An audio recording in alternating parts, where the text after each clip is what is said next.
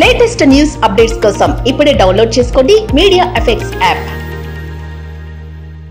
Welcome to Media Effects. IPL 2024లో సీజన్లోని 30వ మ్యాచ్ ఏప్రిల్ 15న Royal Challengers Bengaluru versus Sunrisers Hyderabad మధ్య జరగనుంది. ఈ మ్యాచ్ బెంగళూరులోని ఎం చిన్నస్వామి స్టేడియంలో రాత్రి 7:30 ప్రారంభమవుతుంది. ప్రస్తుత సీజన్లో ఆర్సీబీ 6 మ్యాచ్లు ఆడి ఒక్క విజయాన్ని మాత్రమే నమోదు చేయగలిగింది. అదే సమయంలో హైదరాబాద్ జట్టు 5 మ్యాచ్లు ఆడగా 3 విజయం సాధించింది.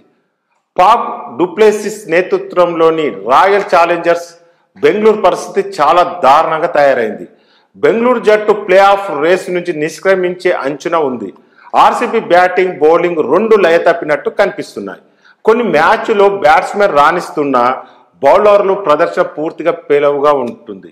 ఇలాంటి పరిస్థితుల్లో బెంగళూరు జట్టు వీలంత త్వరగా సమిష్టిగా రాణించాల్సి ఉంటుంది.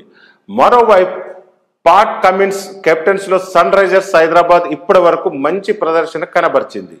హైదరాబాద్ జట్టు గత 2 మ్యాచ్లో గెలుచుకుంది. హైదరాబాద్ జట్టు నుంచి సమిష్ట ప్రదర్శన కనిపించింది. అందుకే కొన్ని మ్యాచ్లో ప్రధాన పేర్లు ఫ్లాప్ అయినప్పటికీ ఫలితం అనుకూలంగా వచ్చింది.